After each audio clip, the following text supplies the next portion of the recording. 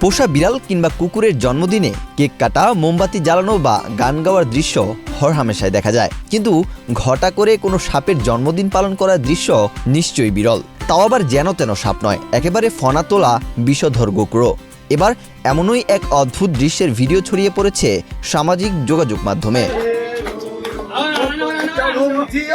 Net দুনিয়ায় viral হওয়া সেই ভিডিওতে দেখা যায় টেবিলের উপর ফনা তুলে দাঁড়িয়ে রয়েছে বিষধর একটি গোখরো সাপ। তার সামনে রাখা লাল রঙের একটি কেক আর টেবিল ঘিরে দাঁড়িয়ে একদল তরুণ উল্লাস করে গান গেয়ে উদযাপন করছেন সাপটির তথাকথিত জন্মদিন। RICL TMX, যুগের পর যুগ স্থাপনা থাকে মজবুত। বিষধর সাপটি সামনে দাঁড়িয়ে থাকলেও তরুণদের মাঝে ভয়ডরের কোনো লেশ মাত্র নেই। কেক কাটার সময় মারাঠি ভাষায় তারা গান গাইতে থাকেন হ্যাপি বার্থডে নাগোভা। শুধু তাই নয়, এক পর্যায়ে সাপের মুখের সামনে কেক ধরতেও দেখা যায় তাদের।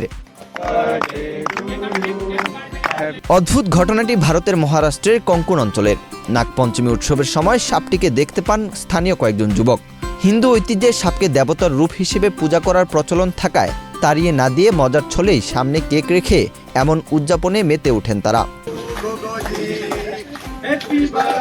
জীব দয়া ফাউন্ডেশন সমিতি নামের একটি ইনস্টাগ্রাম অ্যাকাউন্ট থেকে ভিডিওটি পোস্ট করতেই মুহূর্তেই ছড়িয়ে পড়ে নেট দুনিয়ায়।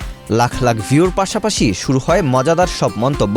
কেউ মজা করে সাপকে শুভেচ্ছা জানিয়েছেন, আবার কেউ সতর্ক করে বলেছেন এমন বিষধর সাপের এত কাছে যাওয়া চরম ঝুঁকিপূর্ণ। পোষ্য প্রাণীর জন্মদিন পালন নিত্যদিনের ঘটনা হলেও সামনে ফনা তুলে দাঁড়ানো গোখরো সাপের এমন বার্থডে পার্টি যে পুরো নেট দুনিয়ায় নজর কাড়বে তা আর নতুন করে বলার অপেক্ষা রাখে না। ওয়াহিদ হোসাইন জিহাদ, বাংলাদেশ প্রতিদিন।